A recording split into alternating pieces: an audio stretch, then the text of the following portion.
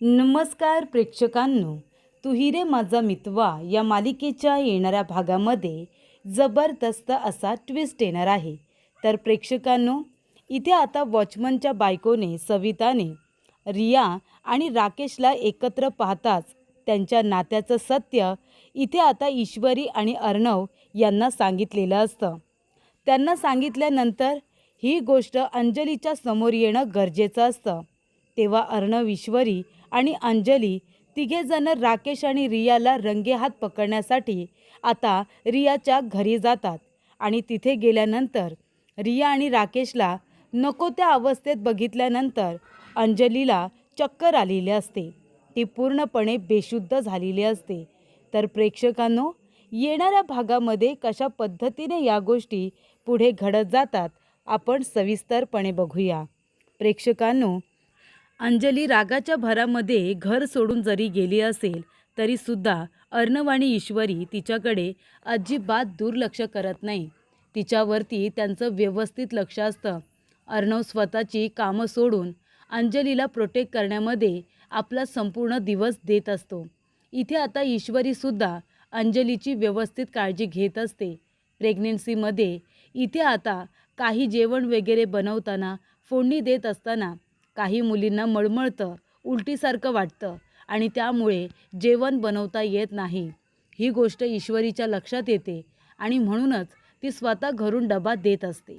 पण आता ईश्वरीच्या हातच्या जेवणाची टेस्ट अंजलीला माहिती असल्यामुळे अंजलीसुद्धा इतकी हट्टी की तिने पाठवलेलं जेवणसुद्धा ती जेवत नाही.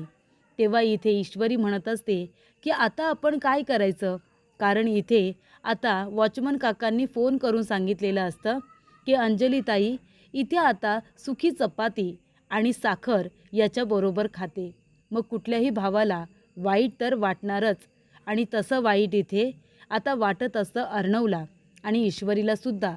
तेव्हा ईश्वरी अर्णव दोघेजण आता रूप बदलून इथे आता राजस्थानी लोकांचा गेटअप करून अंजलीच्या घरी जातात आणि तिथे जाऊन आता छान पद्धतीने राजस्थानी जेवण बनवलेलं असतं, जेणेकरून इथे आता अंजलीला कळू नये की ईश्वरीने जेवण बनवलेलं आहे. तेव्हा इथे ईश्वरी छान आता राजस्थानी स्टाईलचं जेवण बनवते आणि ते जेवण ईश्वरी आणि अर्णव दोघेजण अंजलीलासुद्धा जेवायला सांगतात. ते म्हणतात की तुम्हीसुद्धा आमच्याबरोबर जेवा ना. तुम्ही आम्हाला जेवण बनवण्यासाठी तुमचा गॅस दिला, आमचा गॅस संपला होता आणि तुम्ही तुमचा गॅस आम्हाला दिला. पण आता प्लीज आता तुम्ही आमच्याबरोबर जेवायला बसा, म्हणजे आम्हालासुद्धा बरं वाटेल. तेव्हा इथे आता अंजली नको नको म्हणत असते, पण ती जेवायला तयार होते आणि मग इथे ईश्वरी तिला पोटभर जेवायला देते आणि जेवून झाल्यानंतर इथे अंजली म्हणत असते की थँक्यू हां, तुम्ही लोक इथे जेवण बनवायला आलात, पण तुम्ही मलासुद्धा पोटभर जेवायला दिलेत. कितीतरी दिवसानंतर मी पोटभर जेवले फक्त तुमच्यामुळे. तेव्हा अंजली आता इथे तिला म्हणत असते की तुम्ही इथेच राहता ना, कधीतरी आपली भेट पुन्हा होईलच नाही का. तेव्हा ईश्वरी म्हणत असते तुमची काही हरकत नसेल तर मी तुम्हाला जेवण बनवून दिलं तर चालेल का. मी जेवण बनवून तुमच्या वॉचमन दादांकडे देईन, तुमची काही हरकत नसेल तर. तुम्हाला फोडणीचा त्रास होतो ना म्हणून. तेव्हा इथे अंजली म्हणते की नाही, नको नको, कशाला उगीच तुम्हाला त्रास. तेव्हा ईश्वरी म्हणते ताई, अहो त्रास कसला, आपण एकमेकांची मदत नाही करायची तर कोण करणार. मी तुम्हाला वेगवेगळे पदार्थ बनवून नक्की खायला देईन, तुम्हीसुद्धा खात चला हां. मी तुम्हाला वेगवेगळे पदार्थ बनवून देत जाईन तुमच्या वॉचमन दादांकडे. ते कधीकधी आमच्या दारावरूनच येतात ना. तेव्हा इथे अंजली नको म्हणत असते, पण ईश्वरी म्हणते की माणुसकी जपली पाहिजे ना. तुम्हाला फोडणीचा त्रास होतो, मी तुमच्यासाठी जेवण नक्की देत जाईन. तेव्हा ईश्वरी आता अंजलीला फोर्स करते. तेव्हा अंजलीसुद्धा तयार होते आणि तेव्हा ईश्वरीने तिच्यासाठी रात्रीचंसुद्धा स्वयंपाक तयार करून ठेवलेलं असतं, जेणेकरून तिला बनवताना त्रास होऊ नये म्हणून. तर इथे आता ईश्वरी आणि अर्णव हे दोघेजण अंजलीची व्यवस्थित काळजी घेत असतात. ते राकेशवरती अजिबात विश्वास ठेवत नाही, कारण त्या दोघांनाही माहिती असतं राकेशचा अंजलीवरती जरासुद्धा प्रेम नाही आहे. तो तिला इथे व्यवस्थित खुश ठेवू शकत नाही. तो तिचे नक्कीच हाल करेल, तिला खायला प्यायला वेळेवरती देणार नाही, तिच्याकडे दुर्लक्ष करेल. या सगळ्या गोष्टी त्यांना माहीत असल्यामुळे ते अंजलीकडे अजिबात दुर्लक्ष करत नाही. आपला सगळा वेळ ते अंजली आणि बाळाला देत असतात. आणि त्यामुळे इथे अंजली जरीसुद्धा त्यांच्यापासून लांब असते तरीसुद्धा तिच्यावरती त्यांचं व्यवस्थित लक्ष असतं. आणि तेव्हा प्रेक्षकांनो, इथे आता अंजली जेवून वगैरे घेते आणि राकेशची वाट बघत असते. राकेश काही फोन उचलायला तयार नसतो. रियाची घरी त्याची चांगली मज्जा असते. रियाच्या घरी चांगला तो खात पीत असतो आणि छान तिच्याबरोबर इथे वेळ घालवत असतो. आणि तेव्हा इथे रियाबरोबर दिवस रात्र राहिल्यानंतर अंजलीला येऊन सांगत असतो की काय करू मी काम करतोय ना, काम नाही केलं तर घर कसं चालणार. आता तुझ्या आणि बाळाची जबाबदारी माझ्या एकट्यावरती आहे. मग मला सुद्धा स्वतःला सिद्ध करायला नको का? म्हणून मला दिवस रात्र कष्ट करावे लागतात. तेव्हा अंजली म्हणते, अहो तुम्ही थोडं कमावलं ना तरीसुद्धा त्याच्यामध्ये मी आनंदी राहीन, पण आता मला सुद्धा थोडासा वेळ देत जा. डिलिव्हरीची डेट आता जवळ येत चालली. तुम्ही दिवस रात्र काम जर करत राहिला तर माझ्याकडे लक्ष कधी द्याल? तेव्हा इथे आता राकेशला तिच्या त्या बोलण्याचा सुद्धा खूप जास्त राग येत असतो. आणि तेव्हा इथे आता सविता म्हणजे वॉचमन दादांची जी बायको आहे ना, ती रियाच्या इथे काम करते आणि ती आता रियाच्या इथे काम करायला गेलेली असते. तर एवढी सगळी भांडी असतात. तेव्हा सविता म्हणत असते, मॅडम अहो तुम्ही तर एकटे आहात आणि तुमची भांडी खूप कमी असतात, पण आता ही एवढी सगळी भांडी. तेव्हा रिया म्हणत असते, तुला काय करायचं आहे? माझ्याकडे काही लोक पाहुणेसुद्धा येत असतात, ती आमची भांडी आहेत. तेव्हा इथे कपडेसुद्धा राकेशचे असतात. ती म्हणत असते की यांच्या इथे कोण माणूस येतो?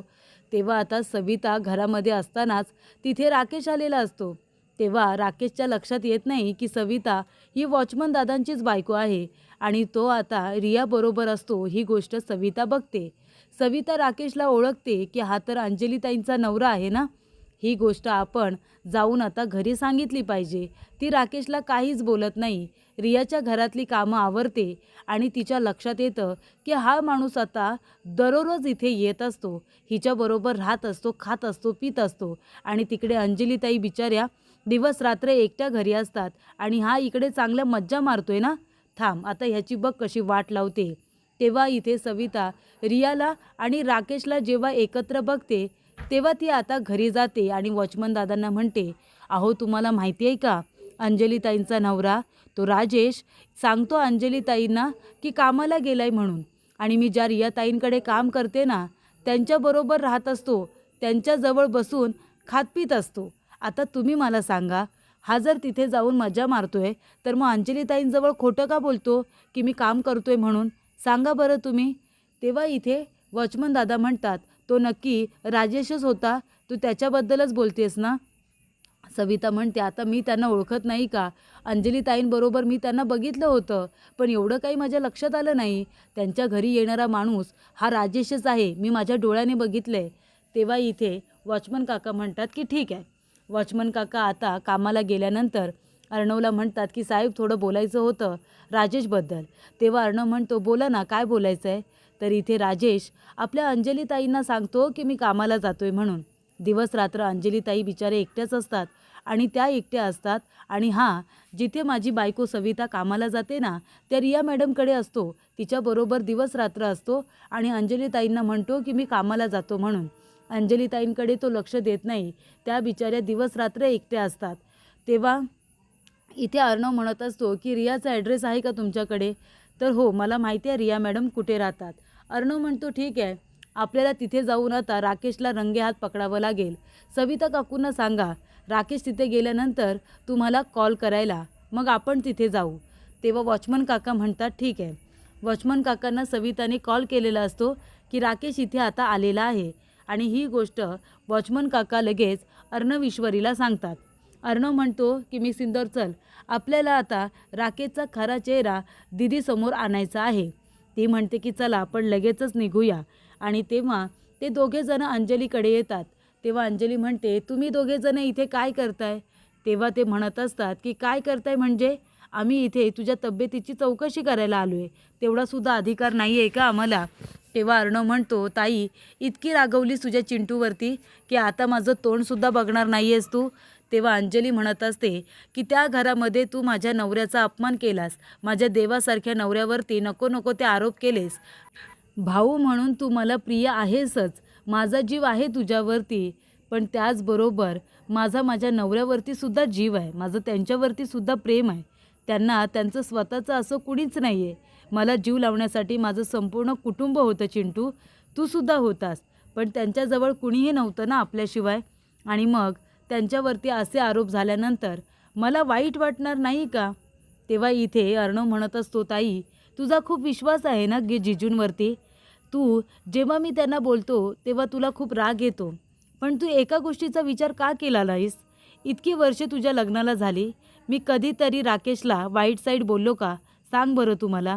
त्याला जेव्हा जेव्हा पैसे हवे होते तेव्हा तेव्हा मी दिले नाही का? सांग बरं मला. तेव्हा ती म्हणत असते की दिलेस ना, कोण नाही म्हणतंय, म्हणून तू त्यांचा अपमान करशील, त्यांना वाटेल तसं बोलशील. तेव्हा अर्णव म्हणत असतो, पण माझ्या बोलण्यामागे, माझ्या अशा वागण्यामागे काहीतरी कारण असेल, या गोष्टीचा विचार तू का करत नाही आहेस? तेव्हा अंजली म्हणते, म्हणजे तू त्यांच्यावरती आरोप करशील आणि मी तुझ्या बोलण्यावरती विश्वास ठेवायचा असं म्हणायचं आहे तुला?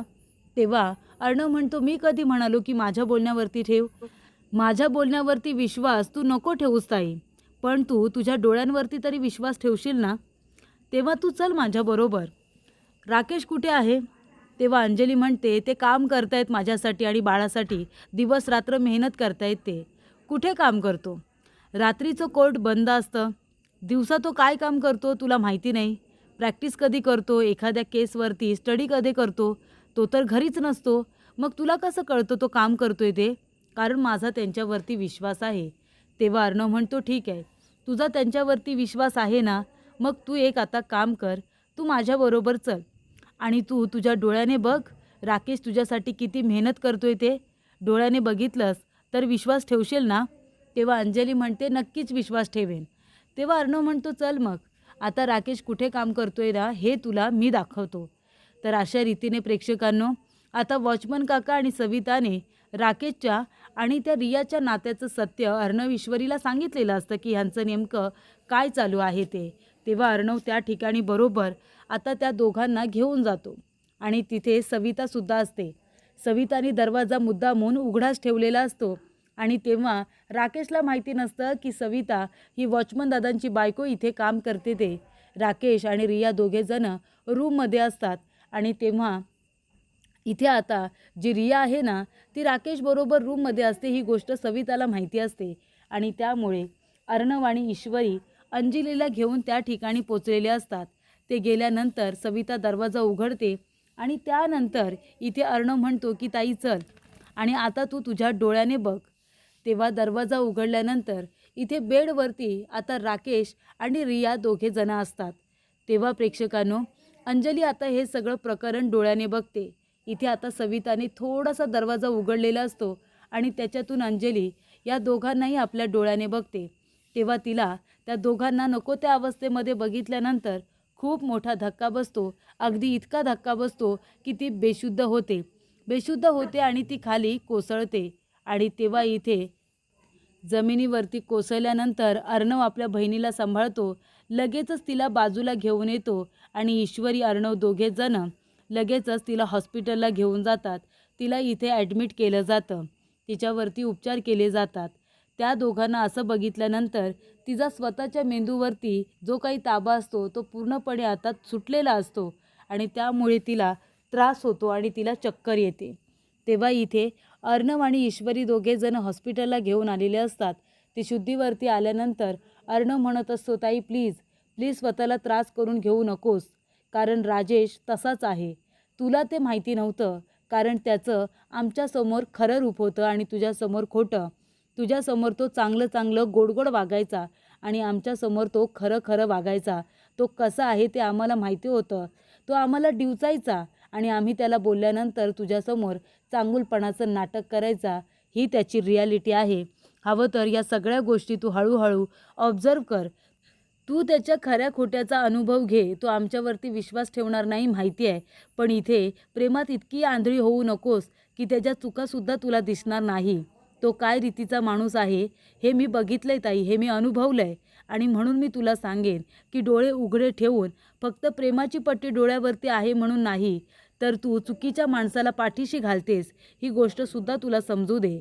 तेव्हा अशा रीतीने राकेशच्या आणि रियाच्या नात्याचं सत्य अंजलीच्या समोर आलेलं असतं. आणि इथे आता अंजली राकेशला धडा शिकवण्यासाठी त्याच्या या सगळ्या गोष्टींचा विचार करणार असते आणि त्याला जाबसुद्धा विचारणार असते.